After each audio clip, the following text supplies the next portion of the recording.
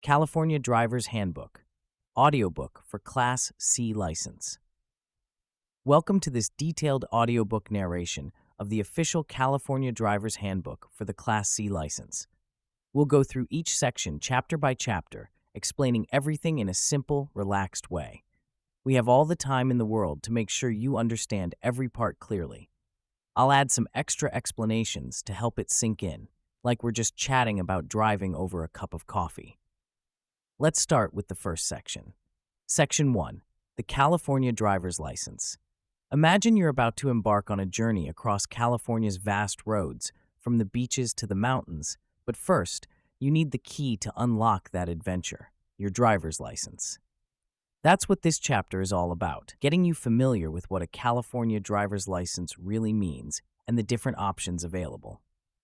A California driver's license allows you to drive on public roads. It's like your official permission slip from the state to operate a vehicle safely and legally. Before you can get a driver's license in California, you are required to pass the knowledge and behind-the-wheel drive tests based on information in this handbook. These tests make sure you know the rules and can handle a car properly. You must have the correct license to drive your vehicle type. Most people need a non-commercial Class C driver's license, which is the standard one for everyday cars, trucks, and vans that aren't for business use. To operate commercial vehicles, motorcycles, and other types of vehicles, you must have a different class of license. For example, if you're driving a big rig or a motorcycle, you'd need a Class A or Class M license. For information on vehicles covered by a Class C, visit dmv.ca.gov/dl. So if you're just driving your personal car to work or the grocery store, Class C is probably what you need. Now let's talk about some special designations on your card. There's the Real ID driver's license. Beginning May 2025, your driver's license or identification card must be Real ID compliant if you use it to board an airplane for domestic flights, enter military bases, or enter most federal facilities. This is important for travel and access. Think of it as an upgraded version of your ID that meets federal standards. Visit dmv.ca.gov/realid to learn more about applying for a Real ID. It's worth checking out if you fly or visit federal buildings often. Next, driver's licenses for undocumented residents. California offers driver's licenses for all residents regardless of immigration status. This ensures everyone can drive legally and safely. For more information, visit dmv.ca.gov/dl. Then there's the organ and tissue donor option. You can choose to be a donor when you get or renew your license. For information, visit donatelifecalifornia.org. It's a way to potentially save lives after you're gone, a generous choice many people make. For veterans, there's a special designation. Visit dmv.ca.gov/veterans to learn more about the requirements and benefits of a veteran designation. It's a way to honor your service right on your license. Finally, ID cards. These are issued for identification purposes to eligible persons of any age. They do not permit you to drive, but they're great if you need official ID without a license. To get an ID, you must provide your identity document, residency documents, and social security number. Visit dmv.ca.gov/ID cards to complete an ID card application and get information on current acceptable documents and reduced fee, no fee, or senior ID cards. So if you're not driving but need ID, this is your go-to. We've covered the fundamentals of what a driver's license is and some special features. This sets the stage for how to actually get one. In the next chapter, we'll explore the steps to obtaining your instruction permit and driver's license, building on what we've learned here. Section 2. Getting an instruction permit and driver's license. Building on our understanding of what a driver's license is, have you ever thought about the first steps on the road to becoming a licensed driver? It's like starting a new adventure, and it all begins with an instruction permit. Let's take our time to walk through the process step by step. If you do not have a driver's license from California or another state, you must apply for an instruction permit before taking the behind-the-wheel drive test to get your driver's license. The permit is your practice ticket, allowing you to learn under supervision. What you need. To apply for an instruction permit or driver's license, you must provide proof of identity to prove who you are, 2 proofs of residency to show you live in California, with some exceptions, a legal full name document if your name on the ID and application don't match, and your social security number. Again, exceptions may apply. For real ID requirements, current acceptable documents, and eligibility, visit dmv.ca.gov/realid. These documents ensure the DMV knows you're eligible and everything is legitimate. Register to vote. While you're at it, for information on registering to vote, visit the California Secretary of State at sos.ca.gov. It's a civic duty that you can handle alongside your license application. Applying for an instruction permit. To apply for a Class C instruction permit, first complete a driver's license and ID card application. Then, provide your documents, pay a non-refundable application fee, pass your knowledge test, and pass a vision test. For more information, visit dmv.ca.gov/instruction permit for a complete list of application steps and requirements. The knowledge test covers rules from this handbook, so studying is key. If you are under 18 years old, you will also need to be at least 15.5 years old, complete a driver education program, that's classroom learning about driving rules, have a parent or guardian sign to approve the application, and accept financial responsibility. See Section 10 for more on that. Basically, they're on the hook if something goes wrong. If your parents or guardians share joint custody of you, both must sign. And you have to wait to use your instruction permit until you start behind-the-wheel driver training with an instructor who will validate the permit. This ensures you're getting proper training.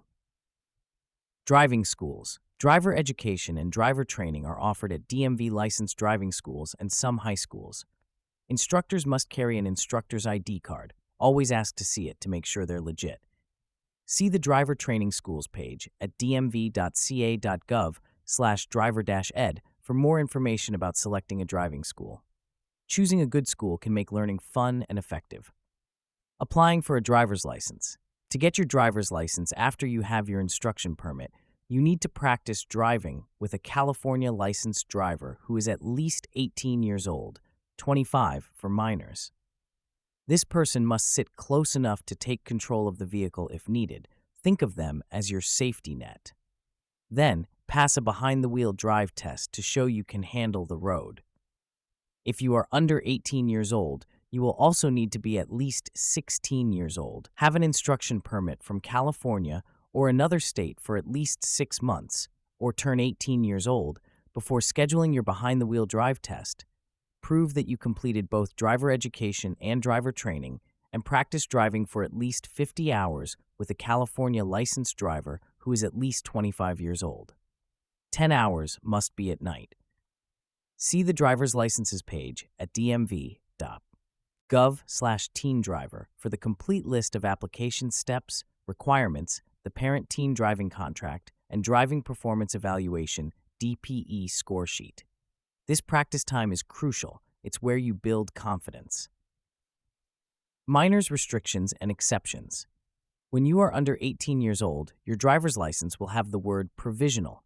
As a provisional driver, you cannot drive between 11 p.m. and 5 a.m. during the first 12 months you have your license, or with passengers under 20 years old, unless your parent or guardian or other California licensed driver, at least 25 years old, rides with you, or for pay or operating vehicles that require a commercial Class A, B, or C license. These rules are to keep young drivers safe while they gain experience. There are exceptions to these restrictions if you have a medical need and cannot reasonably find another way to travel. You must carry a note signed by your physician with your medical condition and expected recovery date. Drive for schooling or a school activity. Carry a note signed by your school principal, dean, or designee. Must drive for work reasons. Carry a note signed by your employer confirming employment. Or must drive an immediate family member. Carry a note signed by your parent or legal guardian stating the reason, family member, and date when the need will end. Note: a parent or guardian may cancel their teen's license by completing a request for cancellation or surrender of a driver license or ID card form. We've taken a deep dive into getting started with your permit and license. Next, we'll look at the testing process that puts your knowledge and skills to the test, connecting directly to what you've learned here about applications and practice. Section 3. The testing process. Picture this. You've got your permit, you've been practicing, and now it's time to prove you're ready for the road. The testing process can seem daunting, but let's break it down slowly so you feel prepared every step of the way. Driver's license tests. Here is an overview of the driver's license tests. First, the vision test. DMV tests all applicants to ensure they can see well enough to drive safely. If you take your vision test with corrective or contact lenses, your driver's license will have a corrective lenses restriction, meaning you have to wear them when driving. If you do not pass your vision test, you will be asked to have your eye doctor complete a Report of Vision Examination DL62 form. For more information, visit dmv.ca.gov/vision-standards. Good vision is essential. It's how you spot signs, pedestrians, and hazards. Second, the knowledge test. When you apply for an original driver's license, you must pass a knowledge test with multiple choice questions. You are allowed 3 attempts to pass before you must reapply. Minors must wait 7 days to retake a failed knowledge test, not including the day of the failure. When renewing your driver's license, e-learning may be an alternative testing option. This is a no-fail, self-paced, interactive modulated course with quizzes after each module. The course can be taken on a computer, laptop, tablet, or mobile device. Testing options will be available once you complete your application at dmv.ca.gov/dl.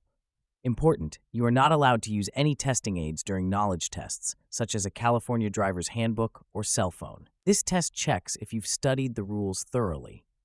Third, the behind-the-wheel drive test. When you apply for an original driver's license, you will be tested on your ability to safely drive a vehicle. Upon renewal, drivers with a vision or medical condition may be required to take a behind-the-wheel test. The examiner may give 2 or more instructions at one time to determine whether you can understand and properly follow both directions. For example, at the next street, make a left turn, and then at the first intersection, make another left turn. Visit dmv.ca.gov/make-an-appointment to schedule a behind-the-wheel drive test appointment. This is your chance to show you can apply what you've learned. On the day of your behind-the-wheel test, you must bring your instruction permit or driver's license, if you have one, another California licensed driver who is at least 18 years old, 25 for minors, unless you are already licensed to drive, a vehicle that is safe to drive for your test, valid proof of insurance, and vehicle registration. If you plan to use a rental vehicle for your drive test, your name must be listed on the rental contract. The contract must not exclude behind-the-wheel drive tests. Note, minors must wait 14 days to retake a failed behind-the-wheel drive test, not including the day of the failure. Before you begin, the DMV examiner will ask you to locate and demonstrate the following. Driver window. The window on the driver's side must open. Windshield. The windshield must allow a full, clear, unblocked view for you and the DMV examiner. Windshield cracks may postpone your test. Rear view mirrors. At least 2 rear view mirrors. One of them must be on the left side of your vehicle. Brake lights. The right and left brake lights must be operational. Tires. The tires must have at least 1/37 inch of uniformed tread depth. The use of a donut tire is not allowed during a drive test. Foot brake. There must be at least 1 inch of clearance between the bottom of the brake pedal and the floorboard when depressed. Horn. Designed for the vehicle in proper working condition and loud enough to be heard from a distance of at least 200 feet. Emergency. Parking brake. How to set and release the parking brake. Turn arm signals. Left turn, right turn, slowing down or stopping. Windshield wipers. Control arm or switch. You may be required to show they function. Seat belts. All seat belts must work properly and be used by the individuals in the vehicle. Note, if your vehicle does not meet the requirements, your drive test will be rescheduled. Interpreters may be used during the pre-drive inspection for the identification and use of certain controls in the vehicle, but may not accompany you during the drive test. Only the examiner is allowed to accompany you during the drive test. Exceptions are made for training, service animals, and certain law enforcement situations. The use of a recording device, including a video recorder, is prohibited during a behind-the-wheel drive test. If the recording device cannot be powered off or disabled, The applicant must block it so there is no visual or audio recording during the drive test. Other things to know for your behind-the-wheel test. The drive test is intended to determine your skill in operating a motor vehicle in most road situations and evaluate. Wait, the text cuts off, but from the provided, it's partial, but I'll use what I have. This chapter has given us a solid look at the tests you'll face. With this knowledge, we're ready to talk about what happens after you have your license, changing, replacing, and renewing it in the next section. Section 4. Changing, replacing, and renewing your driver's license. Once you have your license, life happens. Names change, addresses move, licenses get lost. How do you handle that? Let's explore these everyday situations in detail so you're never caught off guard. Changes to your license. If you legally change your name or need an update to your driver's license, such as your physical description or gender identity, visit dmv.ca.gov/DL services. Keeping your license up to date is important for identification and legal reasons. Change your address. If you move, you must notify DMV of your new address within 10 days. Submit a change of address online at dmv.ca.gov/address change or by mail. It is your responsibility to ensure DMV has your correct mailing address on record. You do not automatically get a new driver's license when you change your address. You may request a replacement for a fee. This helps make sure you get important notices. Replace or renew your driver's license.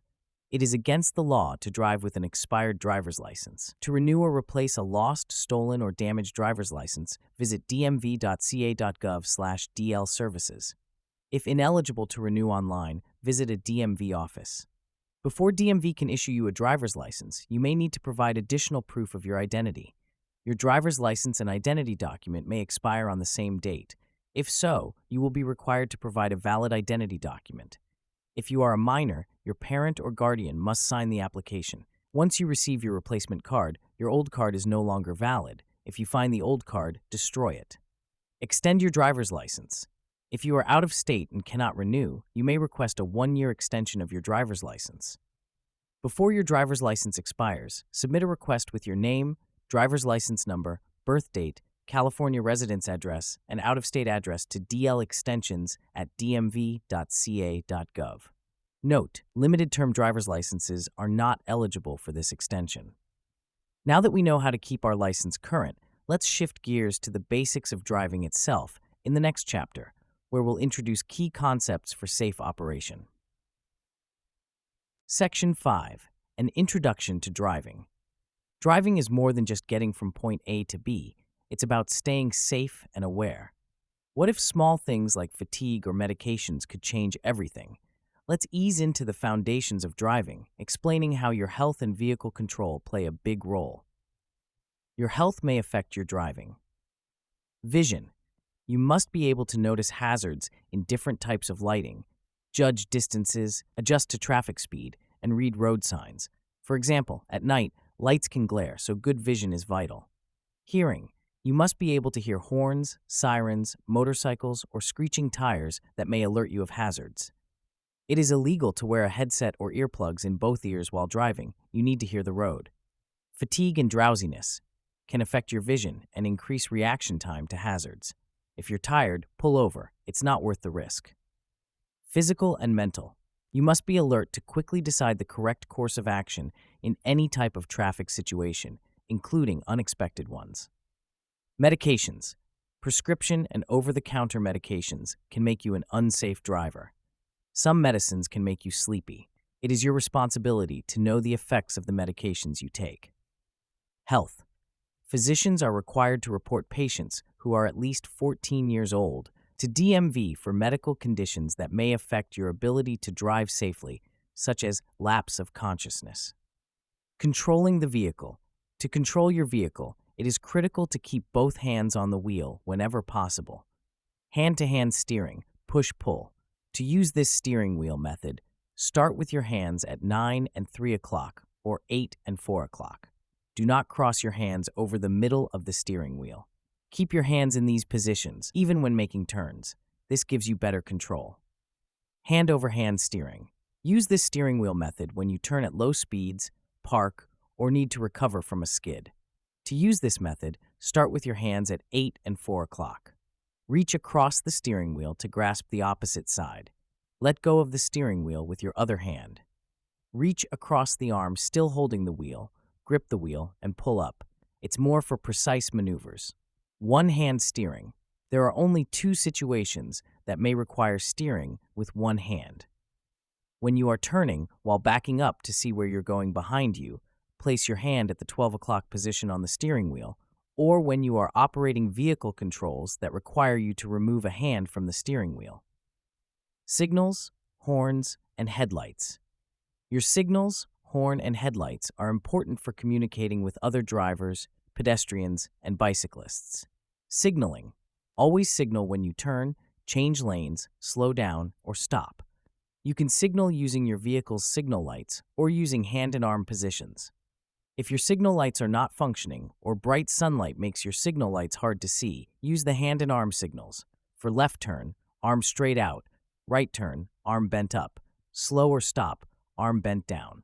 Bicyclists may signal a turn with their arm held straight out, pointing in the direction they plan to turn. You should signal at least 100 feet before you turn, before every lane change, at least 5 seconds before you change lanes on a freeway, before pulling next to the curb or away from the curb, even when you do not see other vehicles around you, and when you are almost through the intersection, if you plan to turn shortly after crossing the intersection.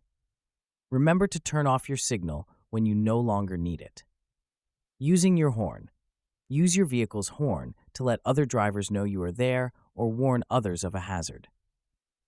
Use your horn to avoid collisions or alert oncoming traffic on narrow mountain roads where you cannot see at least 200 feet ahead. Using your headlights. Your vehicle's headlights help you see what is in front of you. They also make it easier for other drivers to see your vehicle. Dim your high beam headlights to low beams within 500 feet of a vehicle coming toward you or within 300 feet of a vehicle you are following. It is illegal to drive using only parking lights. Use your headlights when it's too dark to see from 1,000 feet away, beginning 30 minutes after sunset until 30 minutes before sunrise in adverse weather. If you need to use your windshield wipers due to fog, rain, or snow, you must turn on your low beam headlights. When conditions like clouds, dust, smoke, or fog prevent you from seeing other vehicles, on mountain roads and tunnels, even on sunny days, when a road sign states that headlights must be on to help other drivers see your vehicle, especially when the sun is low on the horizon. Using your emergency flashers. If you can see a collision or hazard ahead, warn drivers behind you using these methods. Turn on your emergency flashers. This introduction has laid the groundwork for driving basics. Now let's build on that by diving into how to navigate the roads, where we'll talk about lanes and more in the next chapter. Section 6. Navigating the roads. The roads are like a network of paths, each with its own rules. Ever wondered why there are so many different lines on the pavement? They're there to guide you safely. Let's explore navigating the roads in detail, taking our time to understand each part. Traffic lanes. A traffic lane is a section of road for a single line of traffic.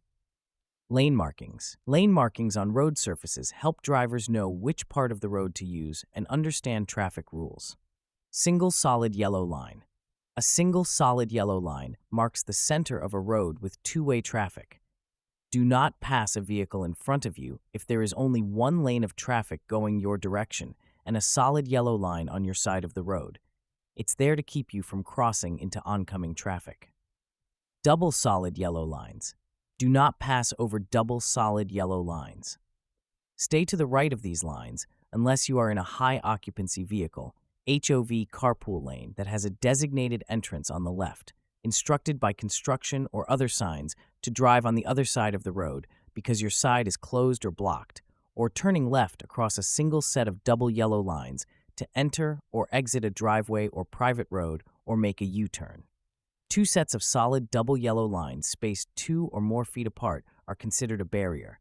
Do not drive on or over this barrier, make a left turn, or make a U-turn across it, except at designated openings.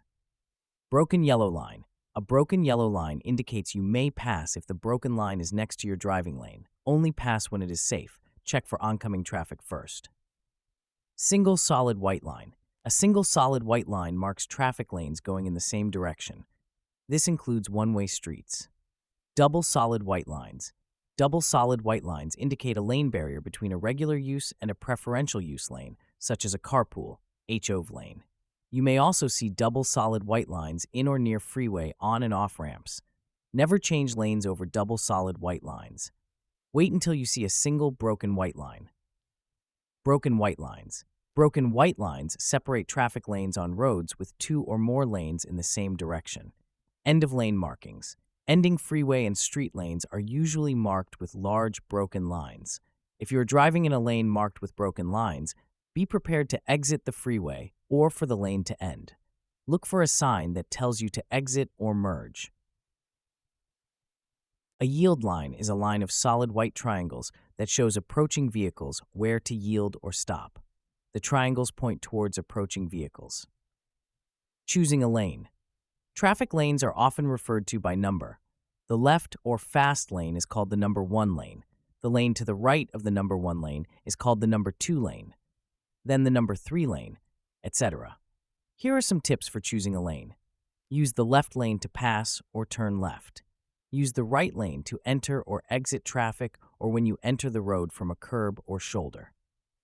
Changing lanes. Before you change lanes, signal, check your mirrors, check traffic behind and beside you, look over your shoulder in the direction you plan to move to make sure the lane is clear. Check your blind spots for other vehicles, motorcyclists, and bicyclists. Do not let the vehicle drift into another lane. Be sure there is enough space for your vehicle in the next lane. It is not necessary to slow down before a lane change. Stay in one lane as much as possible. Do not weave in and out of traffic. Last-minute lane or direction changes may increase the risk of collisions. Once you start moving through an intersection, keep going. If you start to make a turn, follow through. If you miss a turn, keep driving until you can safely and legally turn around. Types of lanes. Passing lanes. On a multi-lane road, the passing lane, far left lane, is the lane closest to the center divider and is used to pass other vehicles. Carpool high occupancy vehicle, HOV lanes. An HOV lane is a special lane reserved for carpools, buses, motorcycles, or low-emission vehicles with decals. To use an HOV lane, one of these must apply. You have a certain number of people in your vehicle. There will be signs at the on-ramp or along the road to tell you the minimum number of people. Road signs also list the hours when the HOV rules apply. You are driving a low-emission or zero-emission vehicle. You must display a special DMV-issued decal, or you are riding a motorcycle, unless otherwise posted. The road surface in an HOV lane is marked with a diamond symbol and the words carpool lane. Do not cross over double solid lines to enter or exit an HOV lane. Use the text cuts, but use what's there. For this chapter on navigating roads and lanes, which includes rules of transit, remember that in the YouTube channel's video description, we'll leave more videos for you to practice and test your knowledge. With a good grasp on how to navigate lanes and change safely, we're ready to delve deeper into the laws and rules of the road in the next chapter, where we'll connect these navigation skills with legal requirements. Section 7. Laws and Rules of the Road. Rules are the invisible guides that keep everyone safe. What if ignoring a sign could lead to chaos? Let's carefully unpack the laws and rules, explaining each one with examples to make it crystal clear. Traffic control. When at or approaching traffic signals or signs, yield to pedestrians, bicyclists, and other nearby vehicles that may have the right-of-way. See right-of-way rules. Who goes first in this section? Traffic signals. Solid red light. A red traffic signal light means stop. You can turn right at a red light. If there is not a no turn on red sign posted, you stop at the stop or limit line, yield for pedestrians, and turn when it is safe. Red arrow. A red arrow means stop. Do not turn at a red arrow. Remain stopped until a green traffic signal light or green arrow appears. Flashing red light. A flashing red signal light means stop. After stopping, you may go when it is safe. Solid yellow light. A yellow traffic signal light means caution. The light is about to turn red. When you see a yellow traffic signal light, stop if you can do so safely. If you cannot stop safely, cautiously cross the intersection. Yellow arrow. A yellow arrow means the protected turning time is ending. The signal will change soon. If you cannot stop safely or you are already in the intersection, cautiously complete your turn. Pay attention to the next signal. It could be a green or red traffic signal light or red arrow.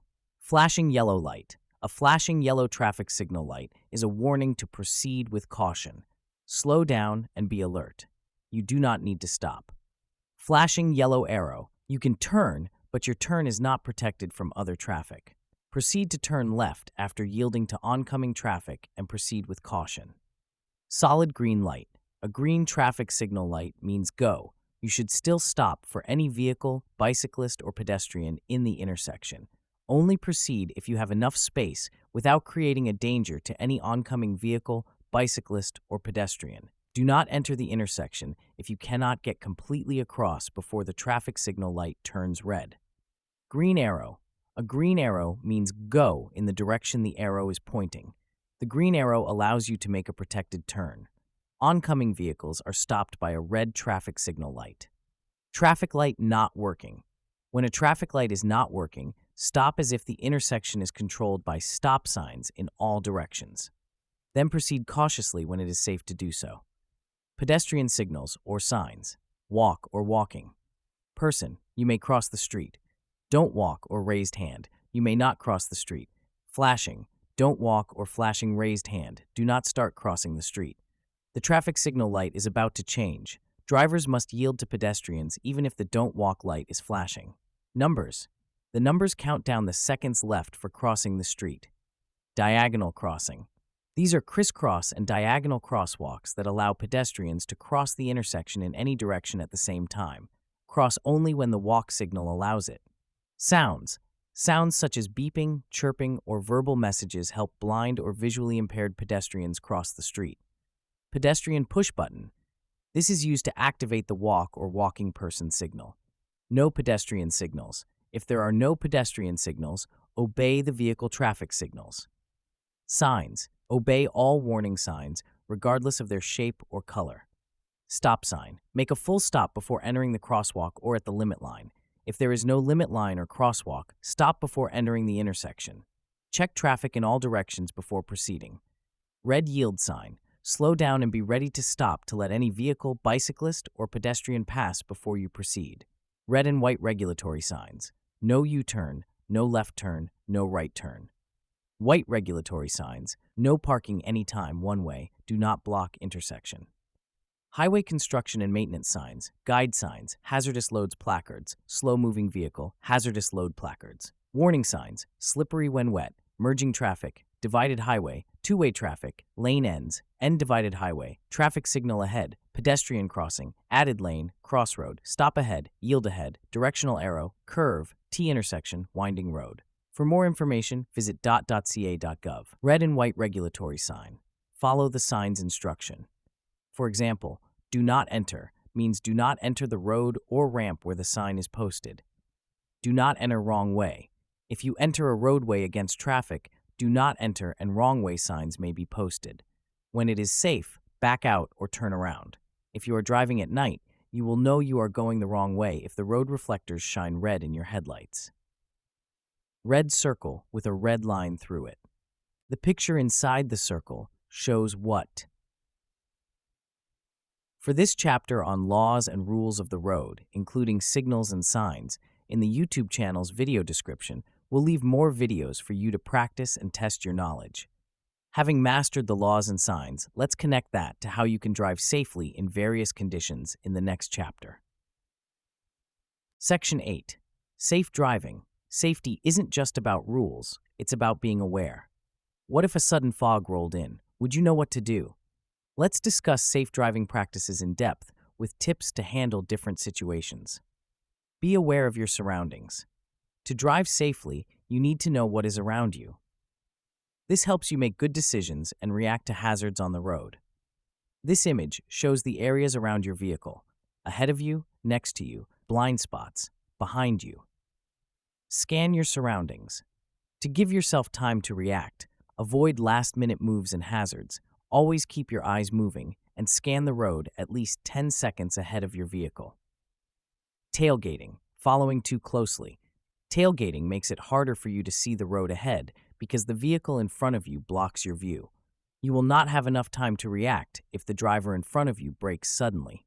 Use the 3-second rule to ensure a safe following distance and avoid a collision. Following other vehicles at a safe distance gives you enough time to react if another driver makes a mistake. If a vehicle merges in front of you too closely, take your foot off the accelerator. This creates space between you and the vehicle ahead.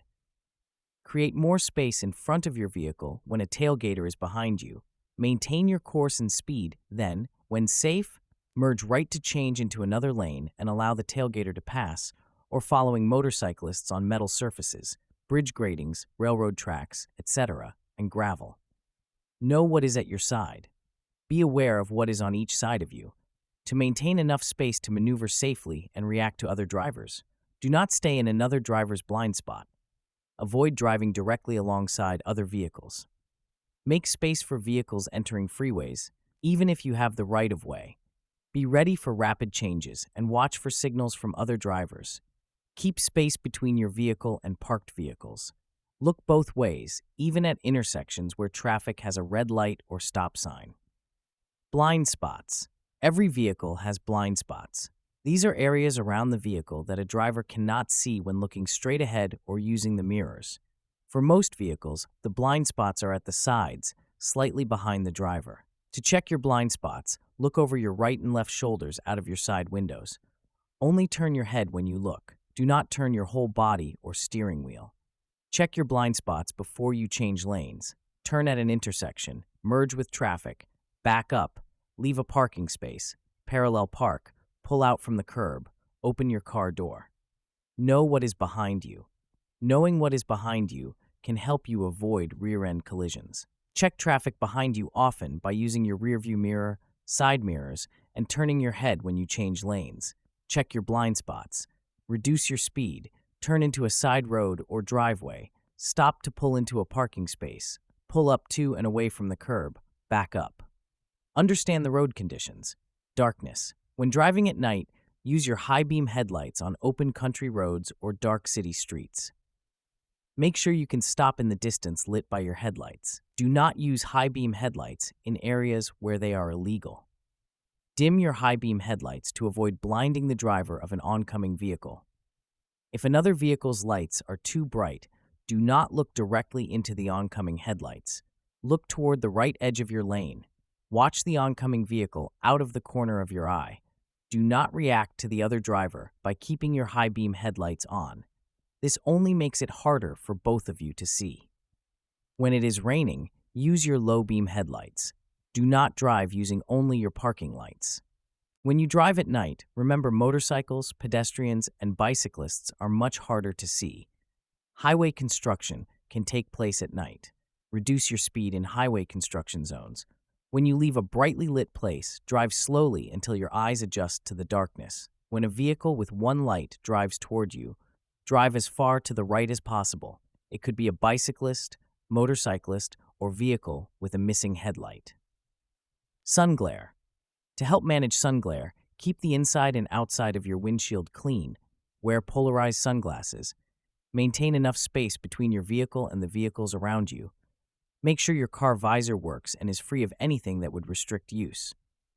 Be aware of pedestrians. You may have difficulty seeing them. Try to avoid driving during sunrise and sunset. Skids. For this chapter on safe driving, which includes rules of transit in different conditions, in the YouTube channel's video description, we'll leave more videos for you to practice and test your knowledge.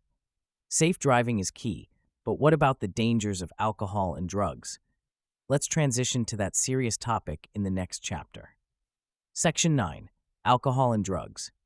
Driving sober is non-negotiable, but why is it so critical? Let's take a thorough look at how alcohol and drugs can impair you, with plenty of details on limits and consequences. California's driving under the influence (DUI) laws apply to both alcohol and drugs. It is illegal to drive while under the influence of alcohol or any drug that affects your ability to drive safely. As you age, your tolerance to alcohol decreases, which increases the risk of alcohol-related driving problems. The law does not see a difference between illegal drugs and medications you get from a doctor or pharmacy. They can all affect your ability to drive safely and react to what you see and hear. No matter what age you are, it is illegal to drive after drinking excessive amounts of alcohol in any form. This includes medications like cough syrup, taking any drug that affects your ability to drive. This includes prescriptions or over-the-counter medications, using any combination of alcohol or drugs that decreases your ability to drive safely. Make sure you read medication labels and know the effects of any drug you use. If a law enforcement officer thinks you are driving while under the influence of drugs or alcohol, they have the right to ask you to take a blood or urine test. If you refuse to take one, DMV will suspend or revoke your driving privilege for 1 year. Important: if you are 13 to 20 years old and convicted of operating a bicycle while under the influence of alcohol or drugs, your driving privilege may be suspended or delayed for 1 year once you are eligible to drive. Use or possession of alcohol or cannabis products in a vehicle. The law is very strict about carrying alcohol or cannabis products in your vehicle with you. It is illegal to drink any alcohol, to smoke or eat a cannabis product while you are driving or riding as a passenger in a vehicle. If you are carrying alcohol or cannabis in your vehicle, the container must be sealed and unopened. If it is open, you must keep the container in the trunk or place where passengers do not sit. It is also illegal to keep an open container of alcohol in your glove box. This law does not apply if you are a passenger in a bus, taxi, camper, or motorhome. Blood alcohol concentration, DAC, limits. When you consume alcohol, traces of it enter your bloodstream. Your BAC measures how much alcohol is present in your bloodstream. It is illegal for you to drive if you have a BAC of 0.08% or higher, if you are over 21 years old, 0.01% or higher if you are under 21 years old, 0.01% or higher at any age if you are on DUI probation, 0.4% or higher if you drive a vehicle that requires a commercial driver's license, 0.4% or higher if you are driving a passenger for hire. If you drive with an illegal BC, a law enforcement officer can charge you with DUI. Even if your BAC is below legal limits, that does not mean it is safe for you to drive. Almost everyone feels negative effects of alcohol, even at levels lower than the legal limit. Depending on how badly you are impaired, you may be arrested and convicted of a DUI even without a BAS measurement. The table below shows BAC's estimates based on how many drinks are consumed, gender, and body weight. Remember, even one drink can affect your ability to drive safely. The table is described. For example, for one drink, a 100-pound male has 0.6, female 0.07, and so on, with notes on impairment and legal intoxication. Effects of alcohol and drugs. Alcohol and drugs can affect your vision, making it harder to see hazards, judge distances, and read road signs.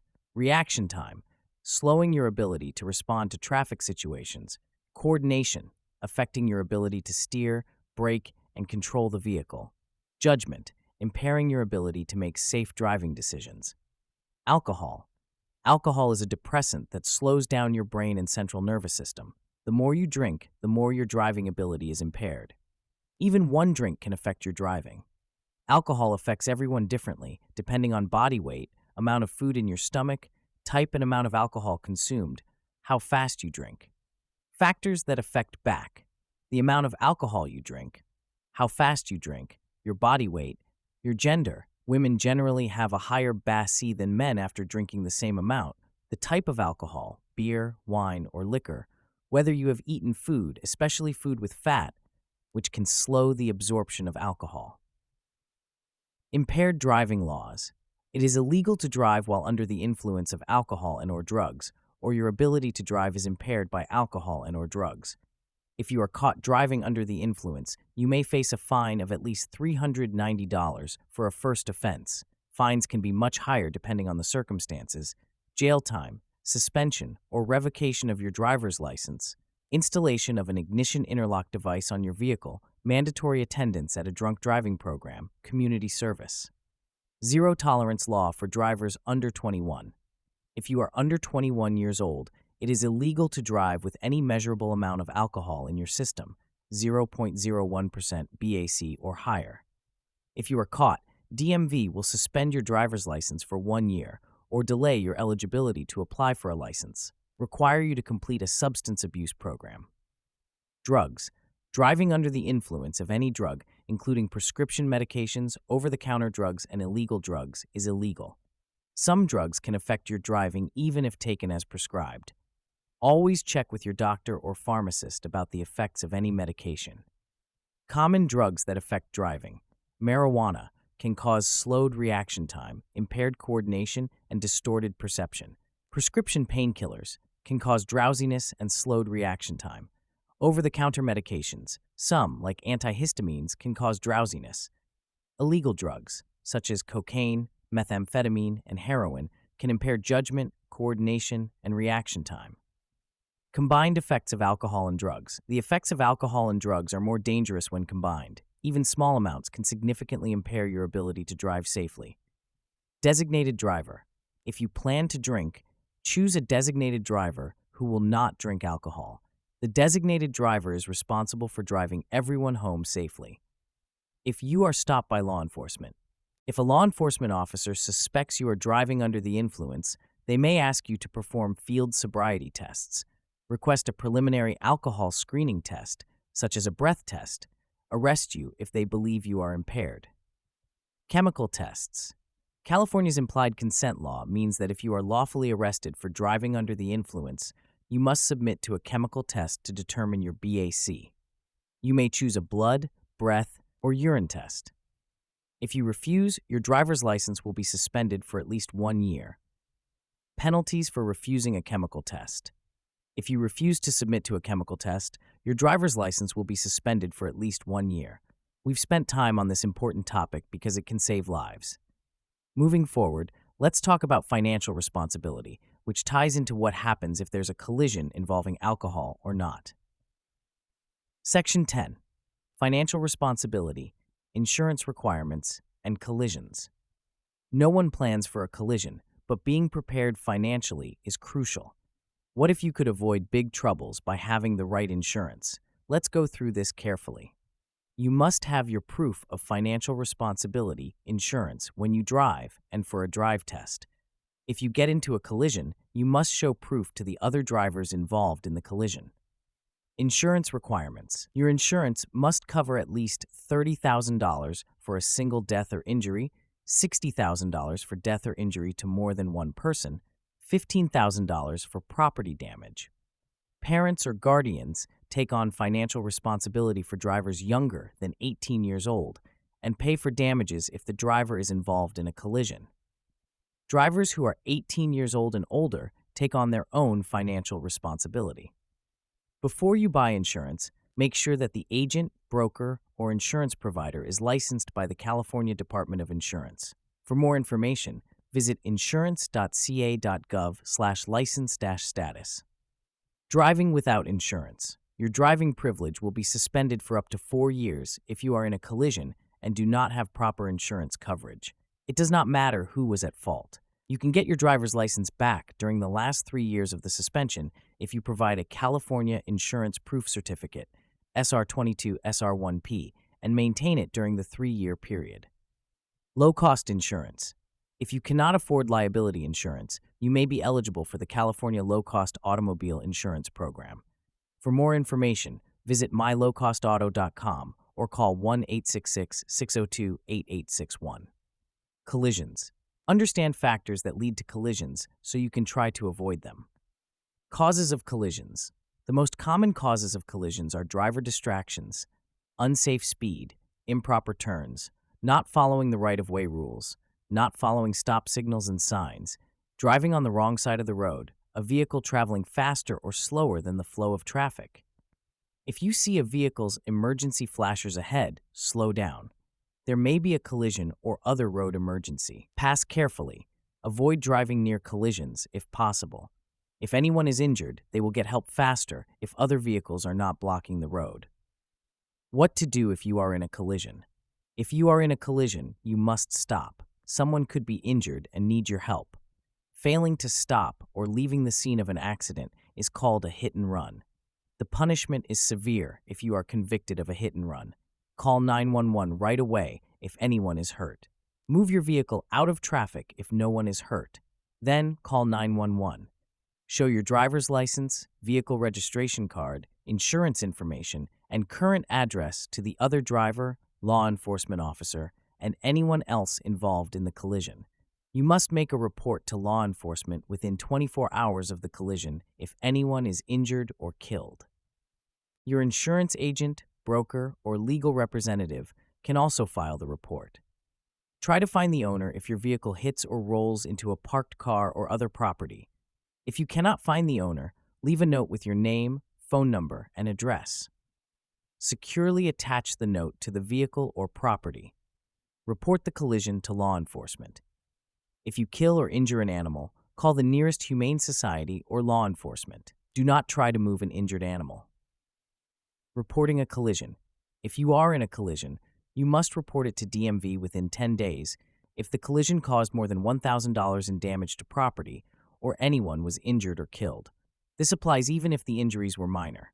Each driver must file a report of traffic accident occurring in California, SR1, with DMV at dmv.ca.gov/accident report. You, or your representative, must file a report whether or not you caused the collision. This applies even if the collision happened on private property. Your driving privilege will be suspended if you fail to file a report. Law enforcement will not make a report for you. Collisions on your driver's record. If you are involved in a collision resulting in $1,000 in damage, or where anyone is injured or dies, it is your responsibility to report the collision to DMV. DMV will add it to your driver's record. It does not matter who caused the collision. Other financial responsibility options. If you do not have insurance, you may show proof of financial responsibility by depositing $35,000 with DMV, filing a surety bond for $35,000 with DMV, self-insuring if approved by DMV, usually for large fleets or businesses. These options are rarely used and have specific requirements. For more information, visit dmv.ca.gov/financial responsibility. Financial matters are important, but so is registering your vehicle properly. Let's connect this to vehicle registration in the next chapter. Section 11, Vehicle Registration Requirements. Your vehicle needs to be registered just like you need a license. Why is that? It ensures everything is legal and tracked. Let's explain the requirements in full detail. You need to register your vehicle in California to use it in the state. For more information, visit dmv.ca.gov/VR services. Buying or selling a vehicle. When you buy a vehicle, you have 10 days to transfer ownership to your name. When you sell a vehicle, you must notify DMV within 5 days by completing a Notice of Transfer and Release of Liability at dmv.ca.gov/NRL. Out-of-state vehicles. You have 20 days to register your vehicle after you become a resident or get a job in California. For more information, visit dmv.ca.gov/out-of-state-VR. All vehicles registered in California are required to meet California requirements, including vehicle emission controls in support of California's clean air standards. DMV cannot register a vehicle if it does not qualify. This short but essential chapter leads us to driver safety, where we'll discuss how to assess your own abilities in the next section. Section 12. Driver safety. Driving safely is a lifelong skill, but sometimes we need to check ourselves. Have you ever thought about when it's time to evaluate your driving? Let's talk about driver safety with care. Eventually, every driver will need to evaluate and assess their driving skills and abilities. If you are concerned about your driving, ask a trusted driver with a valid driver's license to sit in the passenger seat and observe your driving. Your observer should note any dangerous driving behaviors and give suggestions for improvement. Listen carefully and apply what you have learned. Consider professional driving lessons or driving classes as an alternative. Re-examination. The Vehicle Code allows DMV to investigate and re-examine every driver's ability to operate a motor vehicle safely. A physical or mental condition or poor driver's record can be the basis for a re-examination, not a driver's age. Drivers with a physical or mental condition can be referred to DMV by a physician, law enforcement, or family member by submitting a completed request for driver re-examination, DS-699 form. Cognitive disorders, such as dementia, seizure disorder, brain tumor, Parkinson's disease, stroke, or vertigo, present a significant challenge to safe driving. Individuals suffering from these conditions may lose their ability to drive safely. Note, When a referral or diagnosis for a driver with a mild cognitive impairment is received by DMV, the driver's safety team will schedule a re-examination. For more information regarding the re-examination process, visit dmv.ca.gov/reexamination. DMV may do the following: request medical information from you or your physician, conduct an in-person or over-the-telephone re-examination, require you to take a knowledge, vision, or driving test, issue you a limited-term driver's license, immediately suspend or revoke your driving privilege if your physical or mental condition presents an immediate threat to public safety, take no action against your driving privilege. Priority re-examination. If you come in contact with law enforcement and receive a notice of priority re-examination of driver with a check mark in the top box, carefully read the form. You have 5 working days to contact DMV to initiate the process, or your driving privilege will be automatically suspended. The form is described with instructions and boxes for observed behavior. We've covered general driver safety. Now, let's focus on seniors and driving in the next chapter, which builds on these evaluation ideas for older drivers. Section 13. Seniors and driving. As we age, driving can change. Is there a point where we need to adjust? Let's discuss seniors and driving with sensitivity and detail. Senior drivers often have unique needs and concerns about driving. Driving requires certain physical, visual, and mental abilities. We all want to continue driving as long as we can. However, the time may come when we must limit or stop driving temporarily or permanently. Here are some warning signs of an unsafe driver: getting lost in familiar places, dents and scrapes on the car, fences, mailbox, garage doors, etc. Frequent close calls or collisions. Senior drivers may consider limiting or not driving at night. If night driving is necessary, choose a well-lit route. Driving during the time of day when traffic is light, avoiding difficult intersections, driving for short distances, or limiting driving to essential places. No freeway driving, installing an additional right side mirror. To get the driver skills self-assessment questionnaire, visit dmv.ca.gov/driver-skills. Driver's license renewal. If you are 70 years old or older at the time your driver's license expires, you are required to renew your driver's license in person and pass a vision test. In some cases, other exams may be required. If a knowledge test is required, you may be eligible to select e-learning when completing your application online. DMV sends a renewal notice to your address of record about 90 days before your driver's license expires. If you do not receive a renewal notice, complete a driver license or identification card application at dmv.ca.gov/dlservices or at a DMV office. Visit dmv.ca.gov/driver-ed for more information and sample tests. DMV's Community Liaison and Outreach. The Community Liaison's primary function is to represent public safety interests for all Californians, with a focus in addressing the concerns of senior drivers and teens. The liaison can assist as a go-between to ensure drivers are treated fairly, consistently with laws and regulations, and with dignity and respect. While the community liaison cannot represent you in a DMV hearing or re-examination, they can provide you with useful tools and information. For information about outreach services in your area or to speak to a liaison, contact Community Liaison and Outreach at 833-493-0675. Cognitive impairment. Seniors suffering from dementia present a significant challenge to safe driving. Individuals with progressive dementia ultimately lose their ability to drive safely. It is often up to caregivers, physicians, and law enforcement to stop these seniors from driving and arrange alternative transportation. For more information about the re-examination process, visit dmv.ca.gov/reexamination. Mature Driver Program. The Mature Driver Improvement Program is an 8-hour course for drivers 55 years old and older. It covers a range of topics that are of special interest to mature drivers. Your insurance company may offer discounts if you complete the program. Contact your insurance provider with a copy of your completion certificate. Your certificate is valid for 3 years. You can renew it by completing another 4-hour course. You can take the course through DMV-approved providers. Visit dmv.ca.gov/seniors for more information, including locations near you. Senior ID cards. If you are 62 years old or older, you are eligible for a no-fee senior ID card. Drivers of any age who are unable to continue driving safely due to a physical or mental condition may be eligible to exchange their driver's license for a no-fee ID card. The ID card serves as identification only. Details may be found at dmv.ca.gov/ID cards. Aging and driving. Aging can affect your vision. You may have trouble seeing at night, judging distances, or reading road signs. Hearing. You may not hear horns, sirens, or other warnings. Reaction time. It may take longer to react to hazards. Flexibility and range of motion. You may have difficulty turning your head to check blind spots or reaching controls. Memory and attention. You may have trouble remembering routes or staying focused on driving.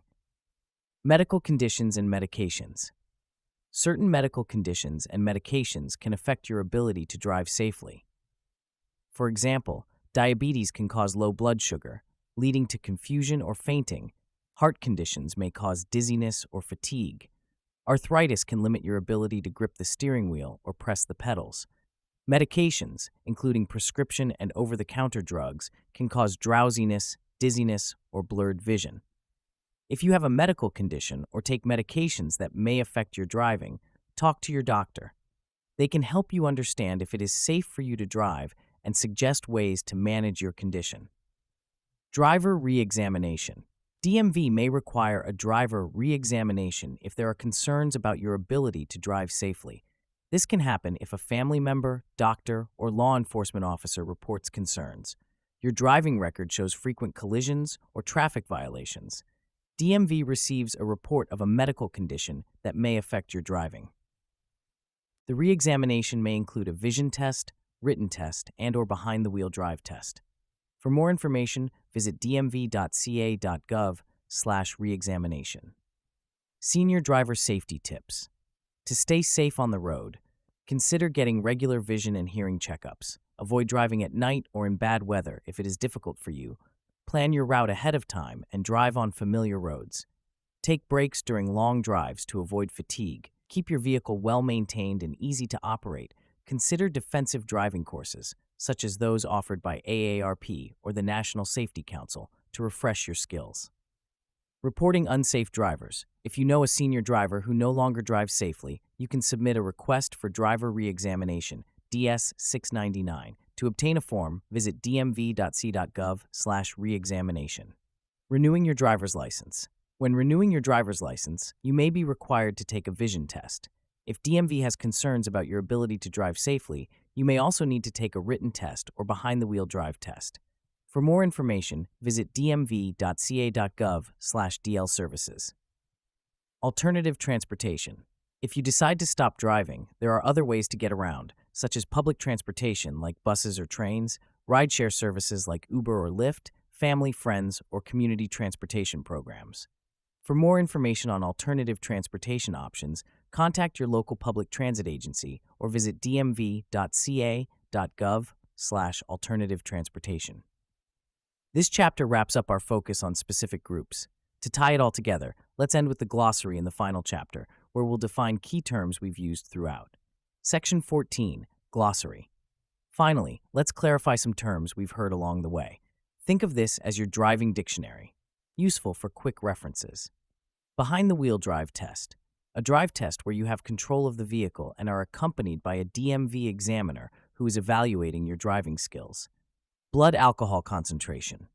Your BAC is the amount of alcohol in your blood. For example, if your BAC is 0.10%, that means you have 0.1 narrograms of alcohol in 100 milliliters of blood. Driving Performance Evaluation, DPE. DPE is the portion of the behind-the-wheel drive test when you drive your car with a DMV examiner who evaluates your driving skills. Pedestrian. A pedestrian is a person walking and can also be a person with a disability using a tricycle, quadricycle, or wheelchair for transportation. Right-of-way helps determine who is allowed to go first in situations where vehicles, pedestrians, and cyclists meet on the road. 3-second rule. A driving rule that helps you estimate how closely you should follow other vehicles. When the vehicle in front of you passes a certain point, such as a sign, count 3 seconds. If you pass the same point before you finish counting, you are following too closely. Traffic citation, also known as a ticket. A traffic citation is an official summons issued by law enforcement for violating a traffic law. Vulnerable road users. VRUs are non-motorized road users. such as cyclists, pedestrians, and persons with disabilities or reduced mobility and orientation using a wheelchair, tricycle, or quadricycle. Yield. Yield means to wait for, slow down, and be ready to stop if necessary, to allow other vehicles or pedestrians who have right-of-way to proceed. And that's the end of our audiobook journey through the California Driver's Handbook. Thank you for listening. Drive safe.